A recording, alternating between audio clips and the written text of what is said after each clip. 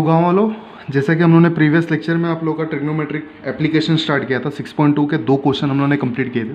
और मैंने हर एक वीडियो में ये बोला है कि आपको दो सम ये चीज़ मैं कराने वाला हूँ, क्योंकि ये एप्लीकेशन बेस्ड है। एक कैसा है कि आपका वर्ड प्रॉब्लम रिलेटेड है, थोड़ा सा अच्छे से समझेगा, है ना। तो एक दिन में हम लोग 2 ही सम करेंगे। तो आज वो थर्ड और फोर्थ जो है हम लोग कंप्लीट करने वाले। तो पहला और दूसरा एक बेसिक और इजी सा सम था, है ना। तो डायग्राम इसमें मैंने आप लोग प्रीवियस वाला वीडियो देखे ना, तो मैंने बोला है कि आपको क्वेश्चन समझ के डायग्राम बनाने आ गया, देन आपको पूरा आंसर आ जाने वाला है। उसके लिए उसके बाद सिर्फ बेसिक की ज़रूरत पड़ने वाली है आपको। तो आप लोग को ये क्वेश्चन थर्ड और फोर्थ में भी सेम काम करने हैं। क्या करना है, आपको क्वेश्चन पढ़ के आपको सबसे पहले डायग्राम बनाना है, उसके बाद से आपको अकॉर्डिंग टू दैट डायग्राम आपको सम्स जो है सॉल्व करना है, ठीक है। तो चलिए स्टार्ट करते हैं। क्या लिखा हुआ है, 2 buildings are facing each other on a road of width 12 metre. देखिए पहले हम लोग क्वेश्चन पढ़ते पूरा, देन उसके बाद से धीरे धीरे क्वेश्चन पढ़ के डायग्राम बनाएंगे। From the top of the first building which is 10 metre high, मतलब 2 बिल्डिंग रोड के आजू बाजू में थे, 12 मीटर का रोड था, ठीक है। टॉप ऑफ फर्स्ट बिल्डिंग मतलब पहले बिल्डिंग के टॉप से विच इज़ 10 मीटर हाई, जो कि 10 मीटर लंबा था। The angle of elevation of the top of second is found to be 60 degree. मतलब जो पहले बिल्डिंग से जो 10 मीटर का है, उसको दूसरे बिल्डिंग को देखने के लिए एंगल ऑफ एलिवेशन। अब यहाँ पे देखिए सबसे इंपॉर्टेंट बात क्या है कि एंगल ऑफ एलिवेशन दिया। अब एंगल ऑफ एलिवेशन का मतलब क्या होता है, इतना एकदम क्लियर है कि जो पहला बिल्डिंग है वो 10 मीटर का दिया हुआ है, बराबर। दूसरा बिल्डिंग जो रहेगा वो 10 मीटर से ज़्यादा ही रहेगा। क्यों? क्योंकि जो ऑब्जर्वर पहले बिल्डिंग से देख रहा है एंगल ऑफ एलिवेशन बना रहा है, जो कि एंगल ऑफ एलिवेशन क्या होता है कि जब कोई बंदा ऊपर देखता है, मतलब ऑब्जर्वर जो है ऊपर की तरफ देखता है। क्लियर है? तो क्लियर है कि जो सेकेंड वाला बिल्डिंग है वो पहले वाले बिल्डिंग से बड़ा है। ये ध्यान रखना। वो कौन बता रहा है? एलिवेशन बता रहा है। 60 डिग्री का एलिवेशन बना रहा है। What is the height of second building? That means you have to find height of that second building. तो ये तो क्वेश्चन का मतलब समझा हमें, लेकिन अब क्वेश्चन पढ़ के डायग्राम कैसे बनाना है। देखिए 2 buildings are facing each other on a road of width 12 metre, है ना। मतलब रोड का विड्थ दिया हुआ है। मान लीजिए कि यहाँ पे आपका रोड है ये, और ये कितने मीटर का है? ये 12 मीटर का है। कितना? 12 मीटर का रोड दिया हुआ है, ठीक है। एंड देन क्या बोला है, from the top of first building which is 10 metre है। मतलब मान लीजिए यहाँ पे ये 10 मीटर का ये जो है 10 मीटर का पहला बिल्डिंग है, ठीक है। नेमिंग हम लोग बाद में दे देते हैं, ठीक है। नेमिंग जो है हम लोग बाद में दे देंगे। पहले डायग्राम बना लीजिए। ये क्या हो गया, 2 पॉइंट जो मैंने बनाया, ये 12 मीटर का रोड हो गया, ये 10 मीटर का पहला बिल्डिंग हो गया। And the angle of elevation, देखिए एंगल ऑफ एलिवेशन मतलब क्लियर है कि यहाँ से वो देख रहा है, मतलब टॉप ऑफ द, देखिए लिखा हुआ है from the top of the first building which is 10 metre है, 10 मीटर लंबा है। टॉप से यहाँ से वो एलिवेशन बना रहा है, मतलब कुछ ऊपर की तरफ देख रहा है। ऊपर की तरफ देख रहा है मतलब क्लियर है कि वो बड़ा ही रहेगा। तो मैं ऐसा डायग्राम, देखिए कहने का मतलब कैसा है कि डायग्राम आपका जो बिल्डिंग रहने वाला है वो बिल्डिंग ऐसा स्ट्रेट रहता है ना, स्ट्रेट रहता है या कर्व भी रहता है, बहुत सारे स्ट्रक्चर के ऊपर डिपेंड करता है। बट यहाँ पे जो हमें बिल्डिंग लेना है वो कैसा है कि सरफेस से जो है 90 डिग्री बना रहा है, ये हमें कंसिडरेशन करना है। तो यहाँ पे क्या हो जाएगा, ये मान लीजिए कि ये दूसरा वाला जो बिल्डिंग है ना उसका हाइट है कैसा, थोड़ा सा मैं यहाँ पे देखिए स्ट्रेट अगर नहीं बन पाएगा तो कोई बात नहीं, क्योंकि डायग्राम उतना अच्छा नहीं है मेरा। तो ये आपका दूसरा बिल्डिंग है और यहाँ से जो है वो बंदा जो है देख रहा है। दैट मीन्स ये एंगल ऑफ एलिवेशन बना रहा है कितना, 60 डिग्री का। और एंगल ऑफ एलिवेशन बना रहा है तो एक हॉरिजॉन्टल लाइन होता है, मैंने समझाया पहले वीडियो में, ये आपका हॉरिजॉन्टल लाइन हो गया। तो कुछ ऐसा डायग्राम बनता है। देखिए डायग्राम मैंने पहले बनाया, क्वेश्चन पढ़ा, 12 मीटर लंबा रोड बना दिया 2 बिल्डिंग का।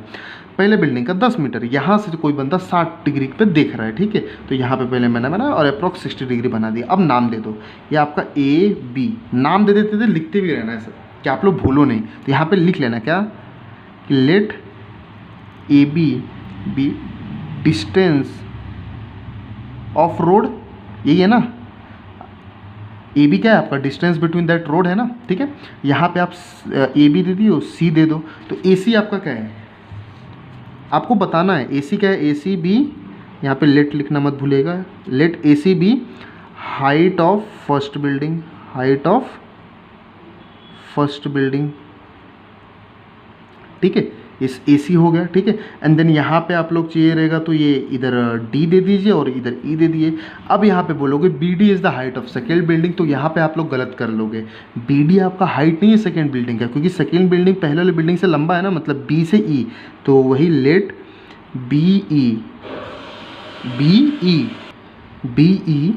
BE height of second building, ये डैश मतलब यही सेम चीज़ आएगा, ठीक है। ये चीज़ होगा। और क्या बचा है, AC आपने लिख लिया, AB लिख दिया, BE लिख दिया, और एंगल ऑफ इलेवेशन आपका ECD बना रहा है, तो angle CED is equal to 60 degree क्या है आपका एंगल ऑफ इलेवेशन, ठीक है। इतना ही बस लिखना रहता है आपने।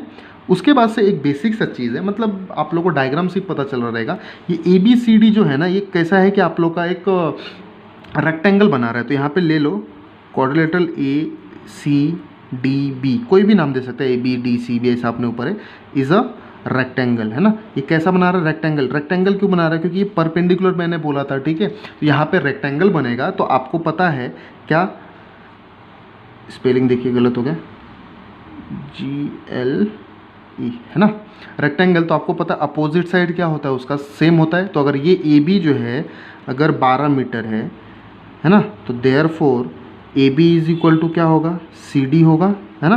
तो CD भी मतलब 12 मीटर यहाँ पे लिख सकता हूँ मैं।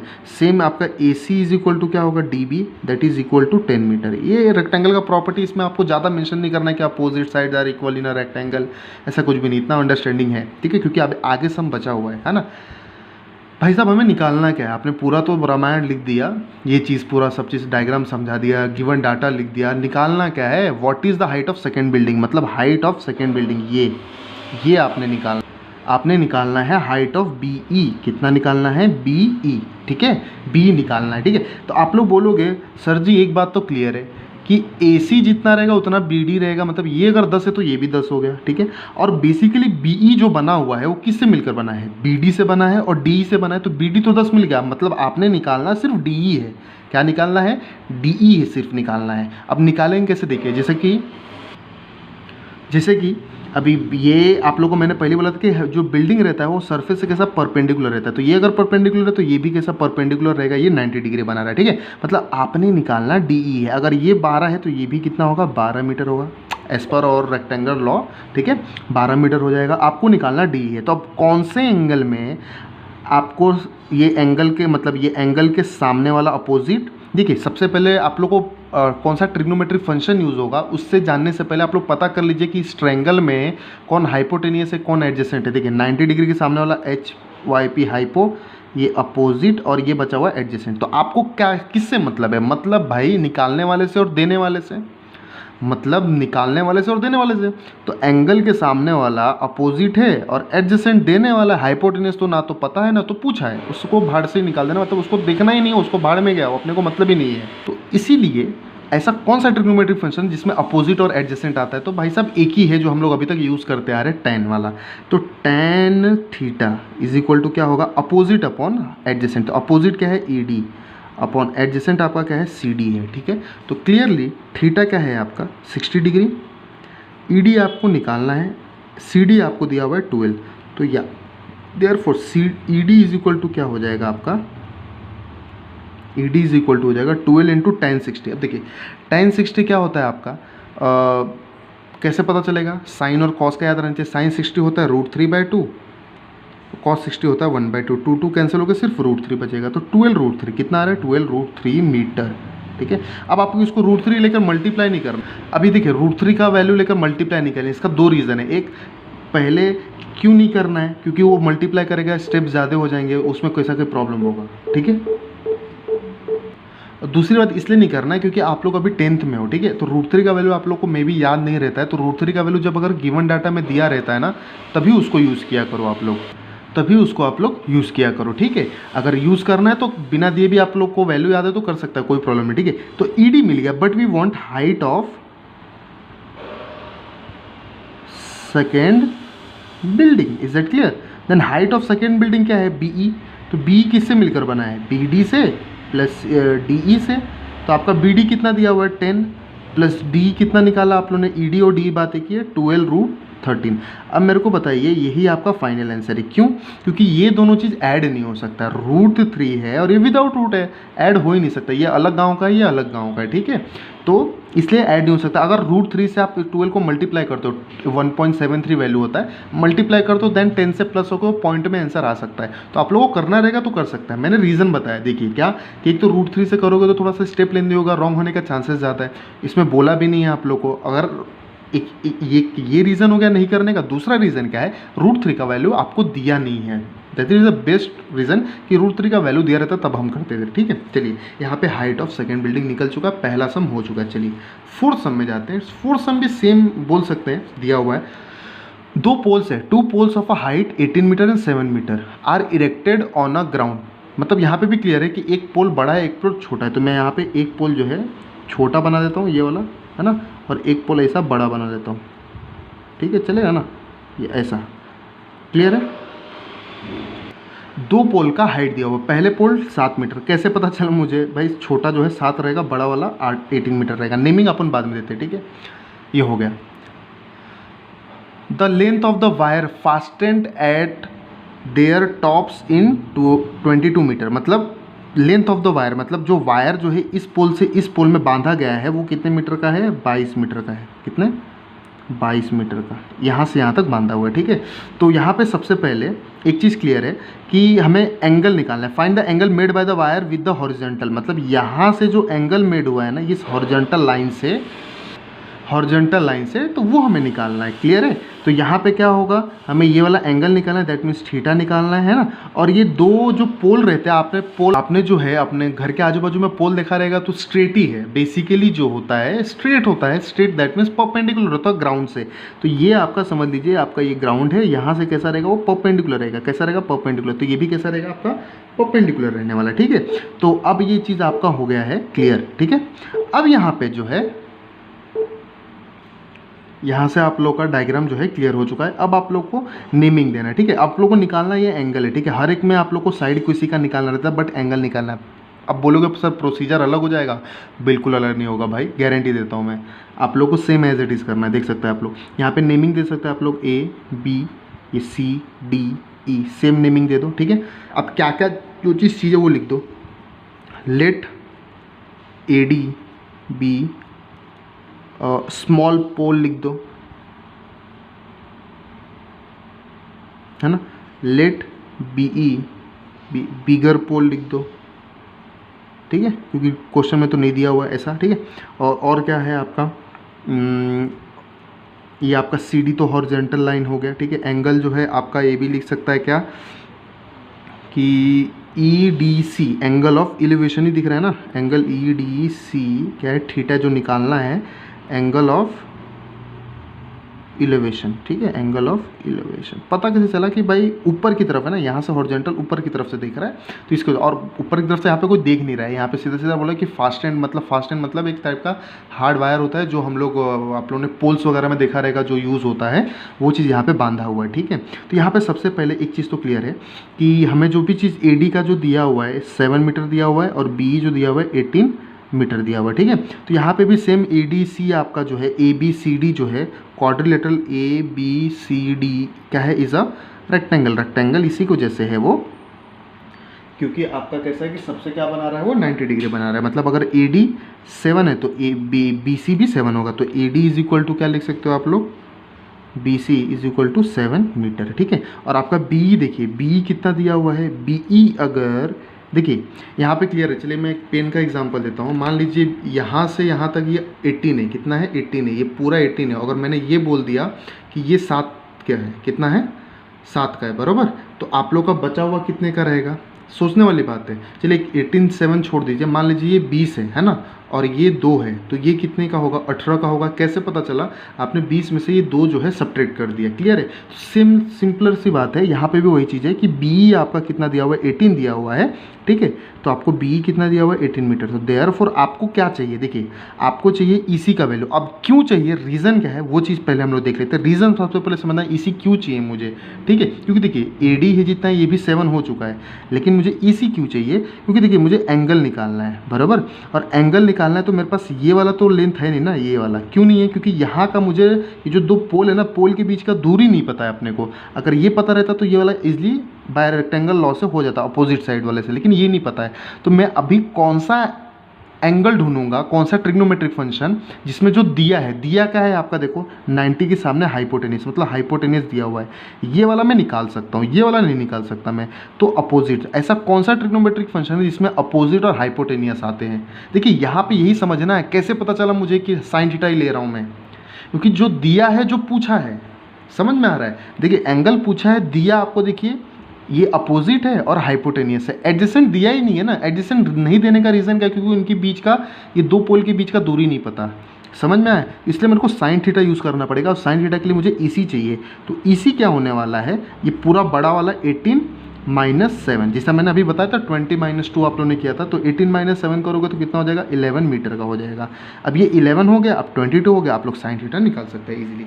कैसे निकालेंगे, चलिए आगे के हम लोग एक पेज ले लेता हूँ मैं, ठीक है, यहाँ पे से हम लोग देख लेंगे, ठीक है।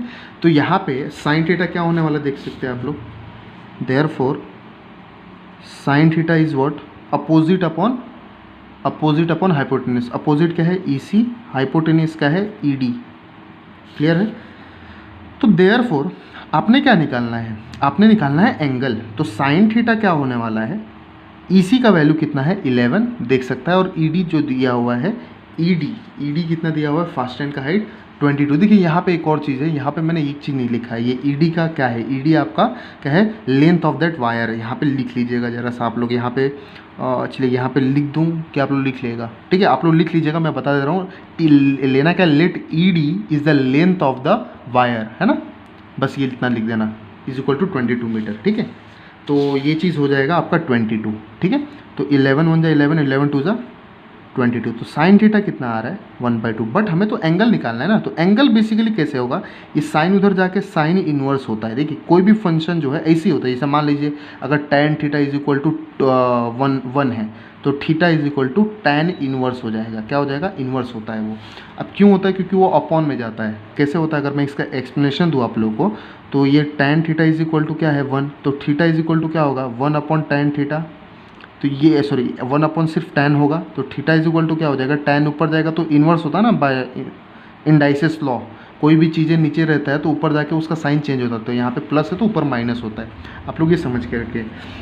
अब आपको देखिए ट्रिग्नोमेट्रिक टेबल में ये ढूंढना है, थोड़ा सा उल्टा ढूंढना है आप लोग को, कि कौन से एंगल पे साइन का वैल्यू 1/2 होता है। ध्यान से सुनिएगा, कौन से एंगल पे साइन का वैल्यू 1/2 होता है, तो वो एंगल है 30, कितना 30 डिग्री पे साइन 30 1/2 होता है ना, वही चीज़ आपको ढूंढना है, ठीक है। इसीलिए ये इन्वर्स लिखा जाता है। तो यहाँ पे आपको क्वेश्चन क्या पूछा था, angle made by the wire of the with the horizontal. देखिए यहाँ पे भी आपको आंसर लिखना है। आंसर मैंने पहले वाले में बताया था, आंसर क्या होगा, height of that second building, height of second building. अपने आंसर जो है लिखना मत भूलना, हाफ मार्क्स रहता है, ठीक है। और ये चीज़ मैं हर एक क्वेश्चन में नहीं बताऊँगा, आप लोगों ने समझना है ना, 10th में हो आप लोग, है ना, आंसर सब में लिखना है। सेम यहाँ पे भी क्या बोला है, find the angle made by the wire with the horizontal, तो यहाँ पे सेम लिखना है, therefore the angle made by wire with horizontal is 30 degree. Is that clear, यहाँ पे आपका हो गया आंसर। तो यहाँ पे आपका थर्ड और फोर्थ जो क्वेश्चन है कंप्लीट हो चुका है, ठीक है। यहाँ पे दो क्वेश्चन आप लोग को दिख रहा रहेगा कि कुछ मेरा अभी 18:37 मिनट चला, मतलब 19 मिनट का हो गया है। तो और 2 क्वेश्चन करूँगा तो लंबा हो जाएगा, क्योंकि ये थोड़ा सा एक्सप्लेनेशन बेस्ड है, वर्ड प्रॉब्लम जैसा है। एक्सप्लेन करने के अच्छे से आप लोग 2 सम करो दिन का भी, तो 2 सम और बचा रहेगा, फिर हमारा चैप्टर जो है कंप्लीट हो जाएगा।